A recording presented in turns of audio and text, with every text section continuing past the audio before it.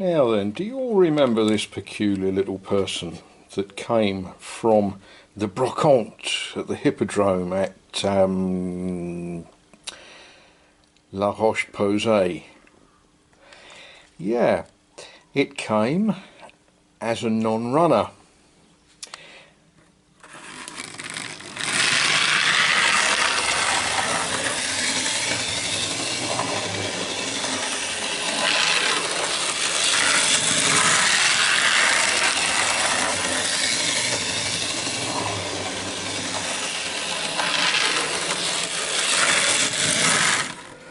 Now, what did we do? Well, I popped the two screws out that hold the body together, and I discovered a motor, little electric motor, that not only didn't work but didn't stand a chance of working because it was missing its brushes. Genuine brushless motor, which would be fine if it was a brushless motor. Anyway, I ferreted around and measured up and thought about it, and the diameter of the brushes is the same as the diameter of the brushes for Hornby Dublo locomotives. Anyway, I scratched around and I couldn't find what I would consider to be spares. So I used the internet, of course, and I found this company with whom I have no financial connection, except I bought some brushes for a Hornby Dublo locomotive.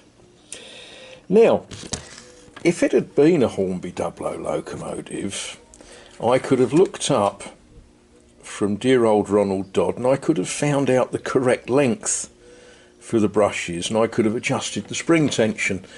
Well, of course, this isn't a Hornby Dublo. I actually don't know what it is. Is it Juef? Is it Hornby Asho? I honestly don't know. Having taken it apart, I found no maker's marks on the thing anywhere. So I had to guess at brush lengths, and using a bit of finest grit, wet and dry, I shortened the brushes and I messed about. And we got her running. How about that?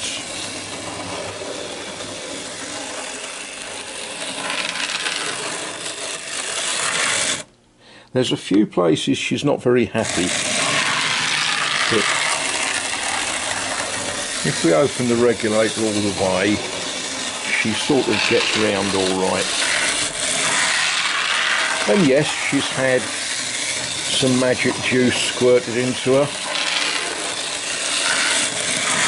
and she's had the commutator cleaned, and she's had the wheels cleaned. And I'm very happy with that. Come on. Oh, why do they always do this when you're demonstrating how well they work?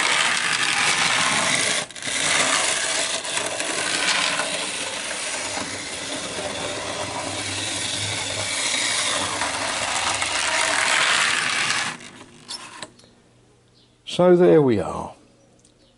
Another locomotive for the Vliegenvangers Malta Railway, St Mary's Shed, or Shed de Saint-Marie.